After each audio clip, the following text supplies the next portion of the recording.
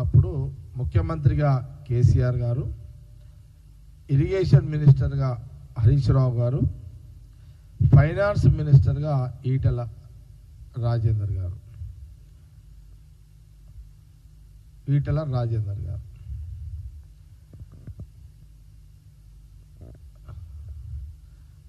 జగమెరిగిన సత్యము, అందరికీ తెలిసిన విషయము, కాళేశ్వరం యొక్క ప్రాజెక్టు, ఆ డిజైను, ఆ స్థలాన్ని యొక్క ఎక్కడ కట్టాలి అనే విషయం కానీ, ప్రాజెక్ట్ ఎక్కడ కట్టాలి, ఎట్లా కట్టాలి, ఏ రకంగా కట్టాలి, ఇదంతా కూడా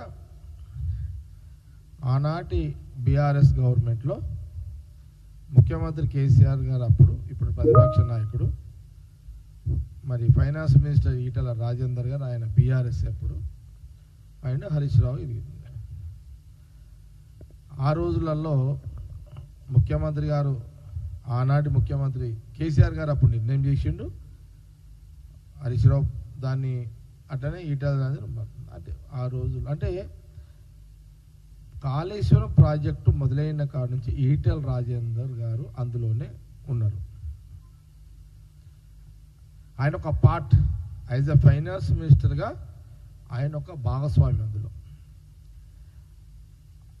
సరే, ఆయన ఎంబడ ఫైనాన్స్ మినిస్టర్ కాబట్టి ఆ రోజు ఆ పార్టీ నాయకుడు, అందులో ఫైనాన్స్ మినిస్టర్ కాబట్టి లోటుపాట్లు కానీ, లేకపోతే అందులో ఉన్న అక్రమాలు జరుగుతున్నాయనే విషయం కానీ, ఏది కానీ ఇంకే వగేరా వగేరా ఏది కూడా ఆ రోజు ఆయన మాట్లాడలేని పరిస్థితుల్లో ఏమీ మాట్లాడలేడు.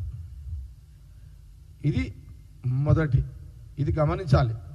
ఈటెల రాజేందర్ గారు ఫస్ట్ ఎపిసోడ్ ఏ రకంగా మౌనమే, ఫస్ట్ ఎపిసోడ్ అంతా ఆయన మౌనంగా ఉన్నాడు. ఆయన బీఆర్ఎస్లో ఉన్నంతసేపు. ఆ 10 ఏళ్ల కాలంలో బీజేపీ ఎంటైర్ ప్రధానమంత్రి గారు కింద కిషన్ రెడ్డి గారు, బండి సంజయ్ గారు మొదలుకుంటే, ఎక్కడ తెలంగాణ గడ్డ మీద బీజేపీ నాయకులు మొదలుకుంటే ఢిల్లీ వరకు ప్రెసిడెంట్ వాళ్ళ నడ్డా గారు కానివ్వండి, లేదా అమిత్ షా గారు, ప్రధానమంత్రి మోడీ గారు కూడా కాళేశ్వరంలో అవినీతి జరిగింది, కాళేశ్వరం ప్రాజెక్టు ఒక ఏటీఎంగా మారింది అని గత 10 ఏళ్ల బీఆర్ఎస్ కాలంలో అక్కడున్న ఆ రోజు ఫైనాన్స్ మినిస్టరు ఈటెల రాజేందర్ గారి సమక్షంలోనే బీజేపీ వాదన ఆ రోజు ఉండే. కాంగ్రెస్ స్టాండ్ మొదటి నుంచి ఒకటే ఉంది. ఆనాడు పిసిసి హోదాలో ఇప్పుడు ముఖ్యమంత్రి రేవంత్ రెడ్డి గారి స్టాండ్ ఒకటే తీరుంది. పిసిసి అపోజిషన్ పార్టీ నాయకుడుగా, పిసిసి ప్రెసిడెంట్గా ఆ రోజు రేవంత్ రెడ్డి గారు కాళేశ్వరంలో అవినీతి జరిగింది, అక్రమాలకు అడ్డైపోయింది, కాళేశ్వరము కేసీఆర్ కుటుంబానికి ఒక ఫైనాన్షియల్గా ఒక మామిడి పండు, ఒక మామిడి చెట్టు తీరు తయారు చేసి పెట్టుకున్నది ఇది అని పలుమార్లు ఆ రోజు కాంగ్రెస్ స్టాండ్ పిసిసి అధ్యక్షుడిగా రేవంత్ రెడ్డి గారు పదే ఆ రోజు చెప్పాడు.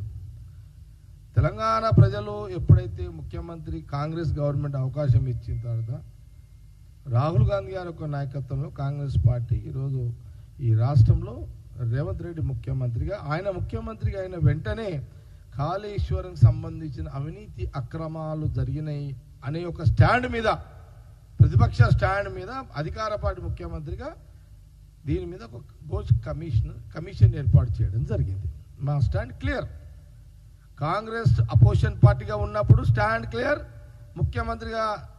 కాంగ్రెస్ ముఖ్యమంత్రిగా రేవంత్ రెడ్డి ఎప్పుడైతే అయిందో అది స్టాండ్ క్లియర్. ఇక డబల్ ముచ్చటం లేదు ఇలా. అంటే 2 నాలుకలు లేవు, 2 పదాలు లేవు, ఒకటే స్టాండ్, ఒకటే నాలుక, ఒకటే మాట. కానీ బీఆర్ఎస్ గవర్నమెంట్లో 10 ఏళ్ల కాలంలో నోరు విప్పని ఈటెల రాజేందర్ ఆ స్టాండ్ గమనించండి.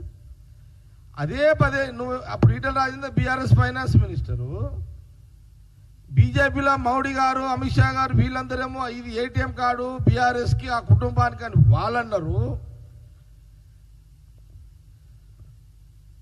ఇప్పుడు కమిషన్ వేసింది అందరూ, ఇప్పుడు స్టార్ట్ అయింది. ఈటెల రాజేందర్ ఫస్ట్ అటెండ్ అయింది. ఇక ఓకే. ఈరోజు విచిత్రం ఏంటంటే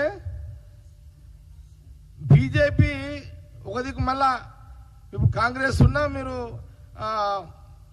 మీ స్టాండ్ ఏంది? ఇక బీజేపీ స్టాండ్ నాకు కావాలి ఇప్పుడు. ఇక ఈరోజు కమిషన్ ముందు అటెండ్ అయిన ఎంపీ ఈటెల రాజేందర్ గారు, మీరు గోస్ కమిషన్ ముందు మీరు అటెండ్ అయ్యారు. కాళేశ్వరం ప్రాజెక్టు సంబంధించిన వివరణ ఇవ్వాల్సిందని నోటీస్ ఇచ్చిందని మీరు అటెండ్ అయ్యారు.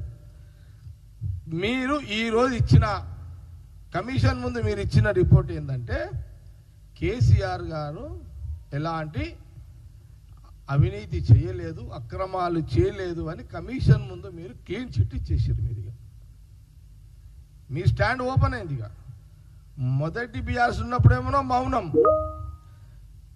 అపోజిషన్ బీజేపీ ఎంపీగా, ఒక బీజేపీ ఎంపీగా ఈరోజు ఈటల రాజేందర్ గారు కేసీఆర్ గారు క్లీన్ చిట్ ఇచ్చేసేసాడు. ఈయన ఎలాంటి అవినీతి చెయ్యలేదు అని చెప్పాడు.